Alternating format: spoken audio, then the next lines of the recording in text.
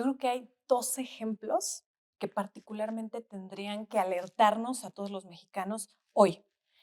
Por supuesto que está en entredicho esta probable aprobación de una nueva ley de telecomunicaciones que trae implícitas muchas cosas, pero aún sin ella, hoy te puedo decir que tenemos 2 ejemplos muy palpables de cómo está avanzando a pasos agigantados el tema de la censura. El primero de ellos es el intento de censurar la columna de Héctor de Mauleón, en donde él denuncia el tema del huachicol fiscal en Tamaulipas y le ponen una denuncia penal y entonces el INE ordena retirar esa columna. Es decir, un periodista, un columnista, ya no puede opinar ni puede decir de acuerdo a lo que él ha investigado la verdad, porque entonces tiene al Instituto Nacional Electoral encima ordenándole que no pueda hacerlo. Pero la segunda muy grave y que sucedió hoy, que sucedió en el Senado de la República, es el presidente del Senado de la República obligando a un ciudadano a disculparse públicamente por haberlo encarado en un espacio público, en una sala de un aeropuerto, en donde un ciudadano le reclama a Fernández Noroña, a Gerardo Fernández Noroña, y Gerardo Fernández Noroña interpone una denuncia penal. Y entonces, como consecuencia, se le obliga al ciudadano a ir al Senado y pedirle disculpas públicas a la autoridad. ¿En qué clase de país vivimos? ¿En qué clase de país estamos en el que como ciudadano tú ya no puedes encarar a una autoridad? Si eso no es autoritarismo, si eso no es abuso de poder, si eso no es acabar con la libertad de expresión y por supuesto que encarnar la censura, entonces yo no sé qué estamos esperando como mexicanos para decirlo con todas sus letras y con todo su nombre. Eso que hicieron es abuso de poder. Lo que hoy hizo el presidente del Senado, perteneciente al partido Morena, es abuso del poder. Y lo peor de todo es que hoy fue ese ciudadano, pero pareciera que a la vuelta de la esquina nos vamos a topar todos y cada uno de los ciudadanos o de los propios opositores al régimen con algún tipo de determinaciones de esa naturaleza en la que nos obliguen a pedir disculpas por estar en contra del régimen. Bueno, finalmente lo que quieren hacer es reproducir el miedo. ¿Y cómo viene la autocensura? Pues cuando las mujeres, cuando quienes levantamos la voz, sentimos miedo de ser víctimas del sistema, de ser víctimas de la violencia, de ser víctimas del régimen. Porque entonces empiezas a bajar la voz, porque dices, yo no quiero que me pase lo que le pasa a la de al lado. Y creo que sin lugar a dudas es un pésimo síntoma el que las mujeres y la oposición en general empezara o comenzáramos a sentir este tipo de amenazas contra nuestra voz y contra lo que nosotros pensamos. A ver, yo pienso que Morena tenía perfectamente bien medido que el artículo 109, en donde se le daba la facultad a esta agencia de bajar plataformas digitales en determinados casos, iba a ser una bomba. Y lo tenía perfectamente bien medido porque en los demás artículos escondió todas las demás tropelías. Entonces ellos creen que nos pueden venir a vender que al momento de eliminar ese artículo el problema se acaba. Pero el problema no se acaba ahí, porque el problema es la concentración de poder en una sola persona. El problema es que le otorgan facultades extremas a una agencia que tenía la SCT, que tenía el Instituto Federal de Telecomunicaciones y que tenían varias instancias y hoy las concentran en una sola persona. Entonces, hoy lo que pretende Morena es que la sociedad civil se quede tranquila porque van a eliminar el 109, donde evidentemente reconocen que querían hacer una censura tajante. Y perdón, pero la presidenta no nos puede venir a decir que esa no era la intención, porque si esa no fuera la intención, número uno, no lo quitaban. Y segundo, ella firmó la iniciativa. Es su obligación haber leído lo que firmó. Es su responsabilidad haber sabido lo que se envió. Y si esa no era su intención, entonces no debió haber firmado un documento que atentara contra la libertad de expresión. Repito, por desgracia, ellos creen que podemos comprarles el discurso de que se acaba la censura eliminando ese artículo. Lo cierto es que las trampas están escondidas en muchos otros artículos más. Por supuesto que la ambigüedad en estos tiempos es sin lugar a dudas un arma en contra de los ciudadanos. Y te voy a decir por qué. Porque estamos en medio de un mal llamado proceso electoral para cambiar el poder judicial. un poder judicial que van a controlar los de Morena, un poder judicial que va a ser controlado desde el poder. Y entonces la interpretación de las leyes va a estar a cargo de esos jueces, ministros y magistrados que lo único que le van a rendir es tributo a la gente de Morena. Si no somos claros con la ley, si lo dejamos de una manera tan ambigua para que el juez entonces lo interprete a su parecer, seguramente las resoluciones jamás van a ir salvaguardando el derecho de los ciudadanos. Y el ejemplo vivo es el que hoy vimos. Es decir, obligar a un ciudadano a disculparse con una autoridad porque amedrentó su investidura es de verdad el ejemplo que nos debiera poner a todos con los pelos de punta y ponernos a temblar sobre lo que viene. Pues evidentemente la única garantía que teníamos era hacer fuerte un poder judicial, por supuesto que limpiar un poder judicial que nos diera la certeza de que la ley se iba a cumplir. Sin embargo, eso no se hizo. Se hizo un proceso amañado en donde lo único que se busca es el control del poder, porque si hubiéramos querido de verdad entrarle al problema, que es la impartición de justicia, hubiéramos incluido a las fiscalías, donde todos sabemos que empieza el problema. No hay ningún ciudadano que no te diga que pasan horas para que sea atendido en una fiscalía o que la corrupción en los ministerios públicos es devastadora. Eso no lo tocó la reforma del Poder Judicial. La única garantía que teníamos de poder tener más y mejor justicia era entrarle a una reforma completa. Ellos optaron por tener el control, nada más. Imagínate lo importante que resulta para las mujeres poder ser testimonio de lo que les sucede. Imagínate que las mujeres hoy no puedan ser testimonio de lo que les sucede porque son víctimas del propio sistema. Y te voy a poner un ejemplo muy claro.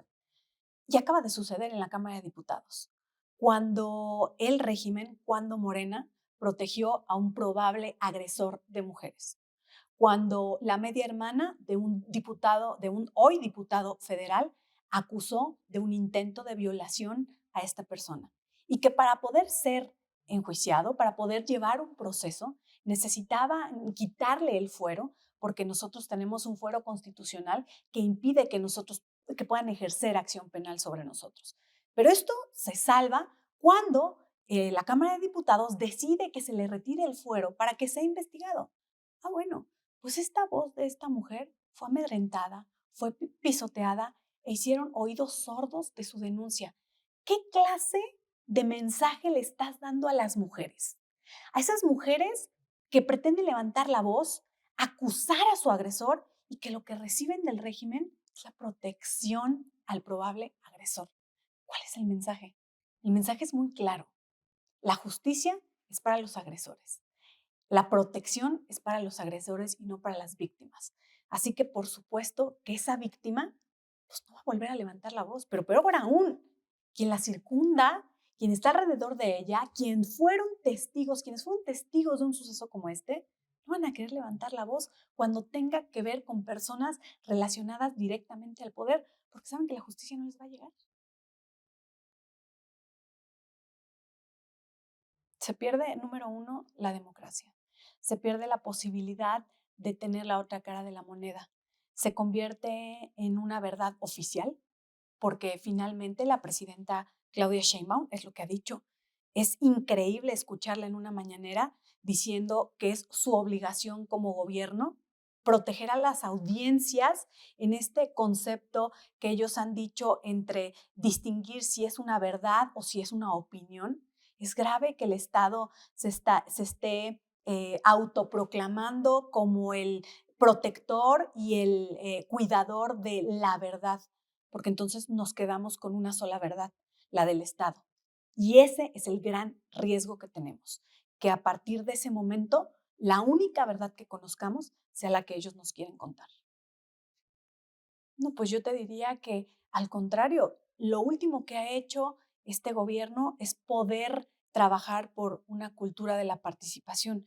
Simplemente hoy vemos, repito, el ejemplo de la elección al Poder Judicial y las cientos de denuncias que hay ya sobre listados con personas distribuyendo por quién tienen que votar. ¿De verdad esa es la participación que esperaban? ¿No eran elecciones libres? Entonces, realmente tenemos un gobierno que no le interesa que participe la sociedad. Le interesa que la sociedad le haga caso a lo que dice. Le interesa que la sociedad haga lo que ellos dicen. Ahí tienes el control del padrón de los programas sociales. Cómo se le estuvo amedrentando a la gente en los pasados procesos electorales para que votaran por tal o cual candidato, amenazados de que si no lo hacían iban a perder los beneficios en los padrones sociales, en los programas sociales. Evidentemente hay una participación coercionada y, por supuesto, hoy es un delito y hay que denunciarlo. Esa es una triste historia porque hoy ya no tenemos organismos autónomos, porque el autoritarismo ha avanzado y ha cooptado los pocos que quedan. Hoy te hablo de un INE que se atrevió a censurar la columna de un periodista. Hoy te hablo de una Comisión Nacional de Derechos Humanos que en voz de su propia presidenta dice que ellos son parte del gobierno, que acepta que son un brazo del gobierno y no de los ciudadanos. Es terrible que hoy los organismos autónomos no solo fueron borrados de la Constitución, porque finalmente eliminaron todos aquellos, el de transparencia, el de telecomunicaciones, el de educación, sino que los pocos que dejaron los colonizaron.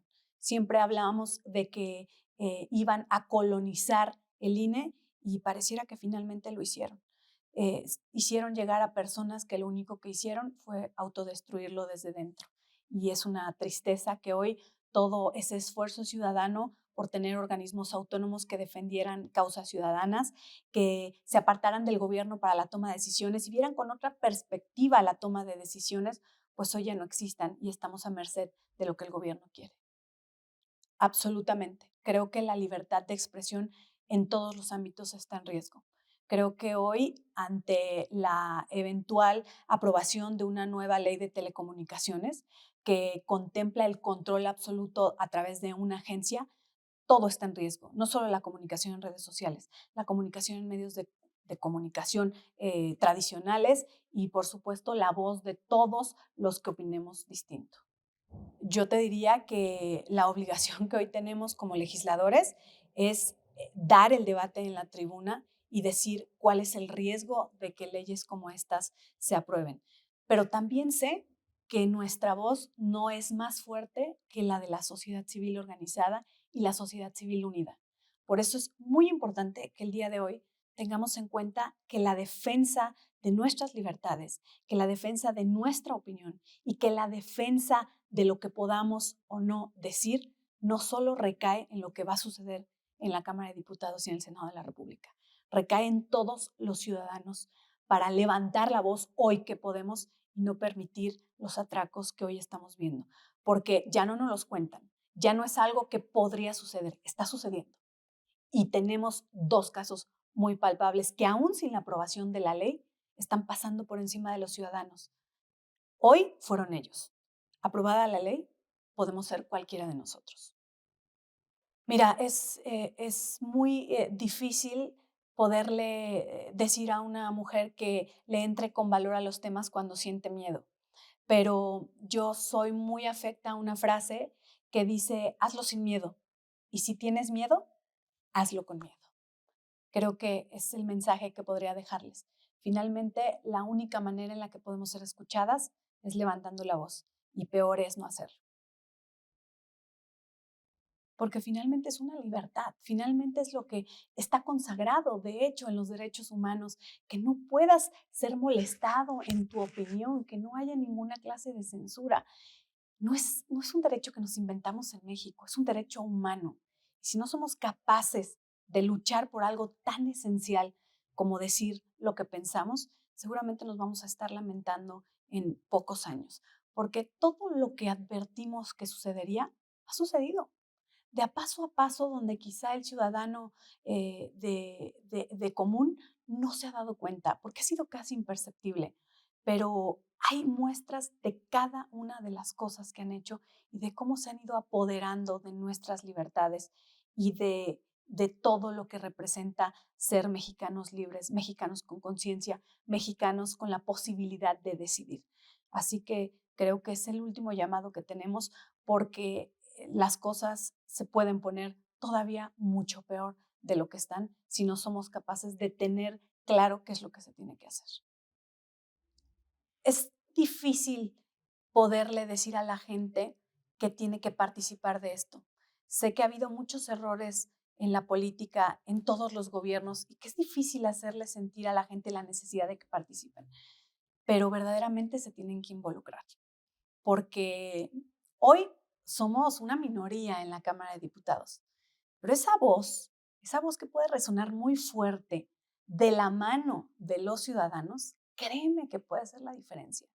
Ya sucedió. Estaban listos para aprobar la ley censura antes de que terminara el periodo ordinario, pero la voz de los ciudadanos fue tan fuerte y el reclamo de la censura fue tan fuerte que decidieron frenarla.